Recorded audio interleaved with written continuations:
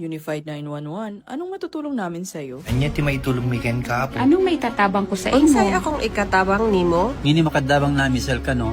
Sa anumang wika o dialekto, may tulong na darating sa iyo.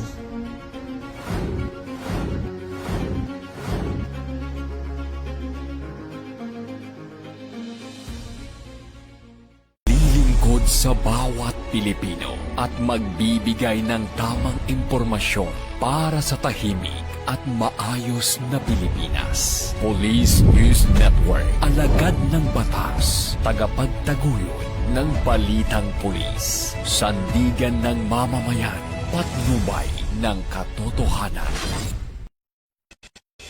La Campo Crame, maghahatid ng pinakahuling kaganapan at nagbabagang balita. Ito ang PNN Police News Network.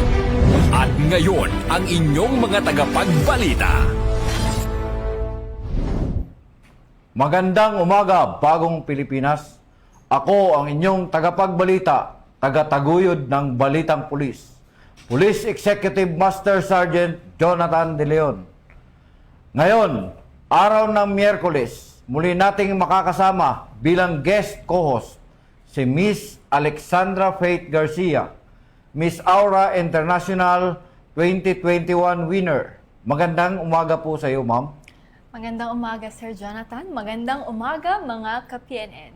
Huwag po natin kalimutan i-like, i-follow at i-subscribe ang page ng Philippine National Police, Police Community Affairs and Development Group, PKG, tagapag-ugnay at Police News Network.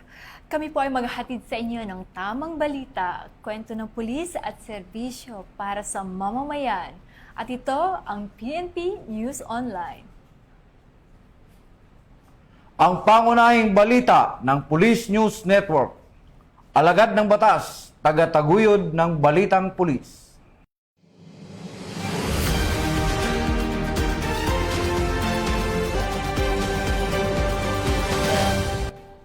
Narito ang mga balitang hatid ng ating PNN correspondents mula sa iba't ibang panig ng bansa.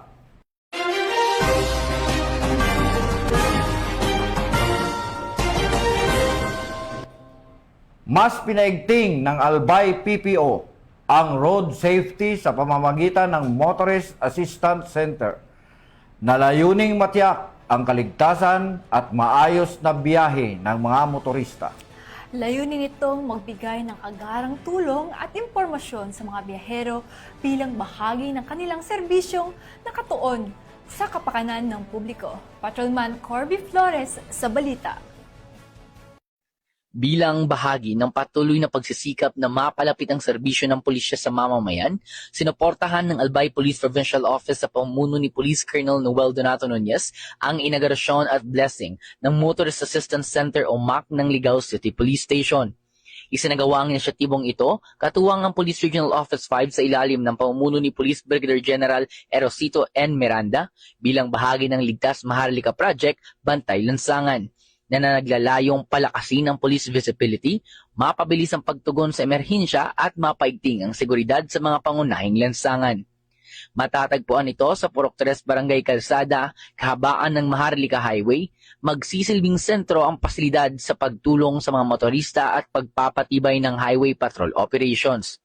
Ipinahayag naman ni Honorable Fernando V. Gonzales, punong lungsod ng Ligao ang kanyang suporta sa proyekto at binigyang diin ang kahalagahan nito sa kaligtasan sa kalsada at ugnayan ng LGU at kapulisan. Ayon kay Police Brigadier General Miranda, ang proyektong ito ay patunay ng layunin ng PNP na mapalapit ang serbisyo sa publiko at matugunan ang kanilang pangangailangan ng mas mabilis. Mula dito sa Albay Police Provincial Office, ako po si Patrolman Corby Flores, nag-uulat para sa Police News Network, bagong PNP para sa bagong Pilipinas, serbisyong mabilis, tapat at nararamdaman. Mahigit 2 milyong piso halaga ng smuggled cigarettes ang nakumpiska ng mga otoridad sa PNP checkpoint operation sa Lanao del Norte.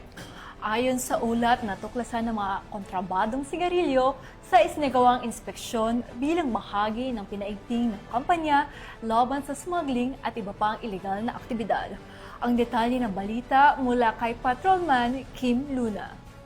Mahigit 2 milyong pisong halaga ng pinaghihinalaang smuggled cigarettes ang nasamsam ng mga otoridad sa 3 magkakahiwalay na checkpoints operations sa Lanao del Norte. Kabuuang 3,086 rims ng kontrabandong sigarilyo ang nakupiska sa sunod-sunod na operations noong Hunyo 19 hanggang Hunyo 21. Sa unang operasyon sa Pantal Regional Border Control Point noong Hunyo 19, naharang ng mga otoridad ang isang puting Mitsubishi vehicle mula Marawi City patungong Iligan City. Natuklasan sa loob ng sasakyan ang 536 rims ng Canon cigarettes na nagkakahalaga na mahigit 428,000 pesos. Naaresto ang 3 sakay na sasakyan na kinilala silang alias Zef, alias Lon at alias Boboy matapos mabigong magpakita ng legal na dokumento para sa kanilang kargamento. Samantala, noong Hunyo 20 taong kasalukuyan sa Barangay Samburon, Linamon, Lanao del Norte, nasita ang isang Isuzu dropside truck matapos mapansing hindi nakasuot ng seatbelt ang pasahero. Sa masusing inspeksyon, tumambad sa mga kapulisan ang 1,750 rims ng Berlin cigarettes na may tinatayang halaga na 1.4 million pesos. Nabigong magpakita ng kaukulang dokumento ang driver na sina alias Leon at kanyang kasamang alias Leo. Kinabukasan, Hunyo 21 taong kasalukuyan, isa namang operasyon ang isinagawa ng Barangay Libertad, Kulambugan, Lanao del Norte. Nahuli rito ang isang Kia Bongo truck na may kargang 800 rims ng Boss cigarettes na nagkakahalaga ng 640,000 pesos. Lula ng sasakyan sina alias Alcader at alias Alshamer na kapwa na bigong magpakita ng legal na dokumento para sa kanilang kargamento.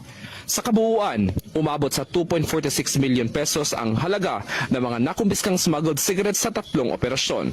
Patuloy ang mahigpit at checkpoint operations sa mga otoridad sa Lanao del Norte upang mapigilan ang pagpasok at pagbiyahe ng mga kontrabando. Ito ang bagong PNP para sa bagong Pilipinas. Serbisyong mabilis, tapat at nararamdaman. Mula dito sa Lanao del Norte Police Official Office, ako yung PNN Correspondent, Patrolman Kim Luna, alagad na batas, tagataguyod ng Balitang Pulis. Isang lalaki ang naaresto sa isinagawang bypass operation ng mga otoridad sa Ginubatan, Albay. Sa naturang operasyon, nakumpiska ang hinihinalang ilegal na droga at inihahanda na mga kaso, ang kaukulang kaso laban sa otoridad. Isang lalaki ang naaresto sa isinagawang buy-bust operation ng pinagsanib na puwersa ng kapulisan ng Albay at PDEA sa Ginubatan, Albay. Ang suspect ay kinilala sa alias na Ramon, 43 taong gulang at residente ng nasabing bayan ay nadakip sa operasyon na pinangunahan ng Ginubatan Municipal Police Station, katuwang ang 1st Albay Provincial Mobile Force Company at ng PDEA Team Albay. Nakumpiska mula sa suspect ang isang sachet ng hinihinalang shabu na may bigat na humigit kumulang 0.0075 na gramo na nagkakahalaga ng 510 pesos na siyang biniling drogas sa operasyon. At 6 pang sachet na may kabuang tinatayang bigat na 5.8 gramo na may halagang aabot sa 39,440 pesos. Na-recover din ng isang tunay na 500 peso bill na ginamit bilang buy-bust money at isang coin purse. Sa kasalukuyan, nasa kustodiya na ng Ginubatan Municipal Police Station ang suspect at mga nakumpiskang dibidensya para sa kaukulang disposisyon. Isa sa ilalim ito sa masusing investigasyon at paghahain ng kasong paglabag sa Republic Act 9165 on Comprehensive Dangerous Drugs Act of 2002. Mula dito sa Albay Police Provincial Office, ako po si Patrolman Corby Flores, nag-uulat para sa Police News Network. PNP para sa bagong Pilipinas. Serbisyong mabilis, tapat at nararamdaman. Naaresto ang isang lalaki sa isinagawang search warrant operation sa Makilala, Cotabato na nagresulta sa pagkakakumpiska ng ilegal na baril, bala at isang granada. Ayon sa mga otoridad, bahagi ang operasyon ng pinaigting na kampanya laban sa loose firearms at iba pang paglabag sa batas na nagbabanta sa kapayapaan at seguridad ng komunidad. Ang detalye ng balita mula kay Police Corporal Bernadette Camino. Arestado ang 53 anyos na si alias Mama, residente ng Barangay Imdangan, Makilala, Cotabato, matapos isilbi ng mga otoridad ang search warrant sa kanyang bahay alas 12:49 ng madaling araw ng Hunyo 22 na kasalukuyang taon. Pinangunahan ng Cotabato Police Provincial Office, Provincial Police Drug Enforcement Unit ang operasyon katuwang ang mga tauhan na Makilala Municipal Police Station, CPPO-PIU at 1st CPMFC. Bitbit ng mga operatiba ang search warrant number SWKID 1033-2026 na inilabas ng Regional Trial Court Branch 23 sa Kidapawan City, kaugnay ng paglabag sa Republic Act 10591 o ang Comprehensive Firearms and Ammunition Regulation Act. Sa isinagawang paghahalughog, tumambad sa mga pulis ang samot-saring armas at bala, kabilang sa mga nasamsam ang isang .357 Magnum revolver, isang 38 revolver, isang 12-gauge shotgun at iba't ibang live ammunition para sa mga naturang armas. Mas ikinabahala ng mga otoridad pagkaka-recover ng isang fragmentation hand grenade na may tuturing na malaking banta sa seguridad ng komunidad. Isinagawa ang inventory at pagmamarka ng mga ebidensya sa lugar ng operasyon sa harap ng suspect at mga witness mula sa barangay at media. Ang lahat ng nakumpiskang ebidensya ay ihaharap sa korte bago dalhin sa Provincial Forensic Unit para sa ballistic examination. Samantala, nasa kustodiya na ng pulisya ang suspect habang inihahanda ang kasong paglabag sa RA 10591 laban sa kanya. Mula dito sa Cotabato Police Provincial Office, ako po si Police Corporal Bernadette Himalaya Camino, nag-uulat mula sa Police News Network. Bagong PNP para sa bagong Pilipinas, serbisyong mabilis, tapat at nararamdaman. Naghatid ng livelihood training sa mga residente ng Mercedes, Camarines Norte ang Regional Public Safety Battalion, Camarines Norte PPO. Katuwang ang Company Advisory Group for Police Transformation Development. Layunin ng naturang programa na palakasin ang kakayahan ng mga benepisyaryo sa paghahanap buhay at pagbibigay ng karagdagang hanap buhay sa mga residente. Narito ang magandang balita mula kay NUP Catherine Bayotlang. Nagsagawa ng livelihood training on meat processing ang Camarines Norte 1st Provincial Mobile Force Company katuwang ang Company Advisory Group for Police Transformation and Development o CAG-PTD sa Barangay Taro, Mercedes, Camarines Norte nitong Hunyo taong kasalukuyan. Ito po ay tulong namin sa PNP bilang CAG-PTD sa patrol plan na 2030 ng ating Pambansang Kapulisan ng Pilipinas. Layunin ng aktibidad na mabigyan ng karagdagang kaalaman at kasanayan ng mga residente sa pagproseso ng karne upang mapalawak ang kanilang kabuhayan at mapalakas ang kanilang kakayahang kumita. Dinaluhan ito ng mga piling residente mula sa dalawang revitalized police sa barangay o RPSB areas of operation. Nagpapasalamat po kami sa mga kapulisan dahil dinala po nila dito ang programang ito. Pati po sa CAG-PTD. Salamat pong marami sa inyo. Ayon sa mga tagapangasiwa, bahagi ito ng patuloy na programa ng Camarines Norte Police Provincial Office na naglalayong hindi lamang mapanatili ang kapayapaan at kaayusan, kundi makatulong din sa pagpapaunlad ng kabuhayan ng komunidad sa pamamagitan ng mga makabuluhang pagsasanay at pakikipag-ugnayan sa mga mamamayan. Patunay ito na ang kapulisan ay nananatiling katuwang ng mamamayan sa pagsulong ng mas matatag, mas maunlad at mas may kakayahan na pamayanan. Dito sa Camarines Norte Police Provincial Office, ako po si NUP Catherine Bayotlang, nag-uulat para sa Police News Network. Bagong PNP para sa bagong Pilipinas, serbisyong mabilis, tapat at nararamdaman. At sa ating huling balita, isang wanted person na may kinakaharap na kasong lasciviousness, conduct and naresto ng MARPSA RMU 5 sa isinagawang operasyon sa Tinambak, Camarines Sur. Ang pag-aresto sa suspect ay mandato ng pulisya na ipinapat ang batas upang tiyakin na maihatid ang hustisya sa naging biktima nito. Police Staff Sergeant Joel Murillo sa report. Patagumpay na naaresto ng Camarines Sur Maritime Police Station ang isang wanted person sa Tinambak, Camarines Sur. Ang pag-aresto ay sinagawa sa bisa ng warrant of arrest sa kasong lascivious conduct under Section 5B of RA number 7610 o ang Special Protection of Children Against Abuse, Exploitation, and Discrimination Act na docketed sa criminal case number 26-4498 na inisyu ng Regional Trial Court 5th Judicial Region, Branch 63, Calabanga, Camarines Sur na may nirekomendang piyansa na 200,000 piso. Pinaalam sa naaresto ng individual ang dahilan ng kanyang pagkakaresto at ang kanyang mga karapatang konstitusyonal sa wikang lubos niyang nauunawaan. Dinala siya sa Camarines Sur Maritime Police Station para sa kaukulang dokumentasyon at tamang disposisyon. Patuloy na ginagampanan ng PNP Maritime Group ang mandato nitong tiyakin ng kapayapaan, kaayusan at seguridad sa mga komunidad, alinsunod sa programang Bagong PNP para sa Bagong Pilipinas, serbisyong mabilis, tapat at nararamdaman. Mula dito sa Camarines Sur Maritime Police Station, ako si Police Staff Sergeant Joel Morino, alagad ng batas, tagataguyod ng Balitang Pulis.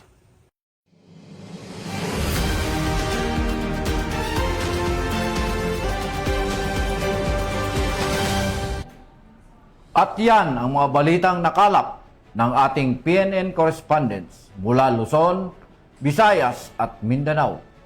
Para sa mas malawak at mabilis na ulat ng mga balita, i-like, i-follow, and share kami sa aming Facebook account ng Police News Network at sa Twitter account para sa mga real-time updates at YouTube channel para sa mga livestream at replays. Manatiling mapagmatyag at laging alamin ang totoo. Sa ngalan ng pamunuan ng Philippine National Police, sa pangunguna ni Chief PNP, Police General Jose Melencio Nartatis Jr. at sa pamumuno ni President Ferdinand Bongbong Marcos Jr., kami ang inyong maglilingkod sa bawat Pilipino at magbibigay ng tamang balansing balita. Bago po tayo magtapos, muling nagpapaalala ang pambansang pulisya kaugnay sa nalalapit na parliamentary election sa Bangsamoro Autonomous Region in Muslim Mindanao. Pinaalalahanan ng Philippine National Police ang publiko na manatiling mapanuri at maging mapagmatyag laban sa paglaganap ng fake news, misinformation at disinformation sa iba't ibang online platforms. Labanan ang fake news sa BARM. Ugaliing mag-fact check at magbahagi lamang ng tama at beripikado at mapagkakatiwalaang impormasyon upang mapanatili ang kapayapaan, kaayusan at pagkakaisa sa komunidad. Maraming salamat po, Ma'am Faith, sa pagpapaunlak bilang co-host ng ating programa ngayong umaga. Maraming salamat din po, sir. Maraming salamat mga ka-PNN. Pinapasalamatan at binabati ko rin po sila Chief PNP Police General Jose Melencio Nartatis Jr., Police Major General Roderick Augustus Alba, the Director for Police Community Relations, at PKG Command Group na pinapamunuan ni Police Brigadier General Vina Habano Guzman, Police Colonel Joel Serrano, Police Colonel Adonis Guzman, Police Colonel Joel Ada, sa lahat ng personnel ng Police Community Affairs and Development Group, at sa lahat ng magigiting na pulis sa buong bansa. Maraming salamat sa inyong serbisyo para sa isang ligtas na pamayanan. Mula rito sa tanggapan ng tagapag-ugnay ng Pambansang Pulisya, kami ang inyong tagapagbalita, tagataguyod ng Balitang Pulis. At Miss Alexandra Faith Garcia, Miss Aura International 2021, winner.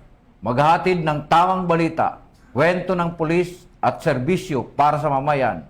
Ito po ang Police News Network. Ang pangunahing balita ng Police News Network.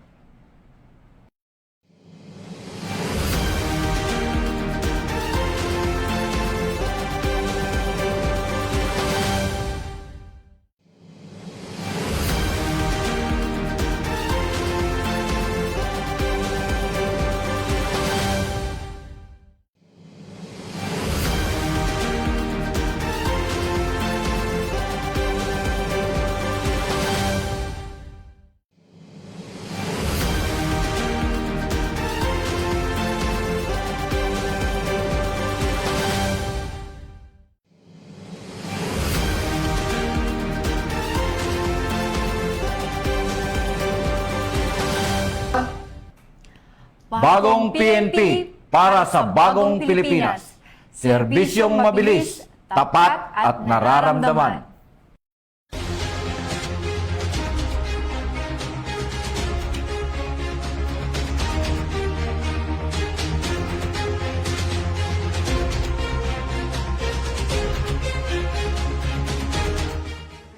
Police News Network, alagad ng batas, tagapagtaguyod ng balitang pulis.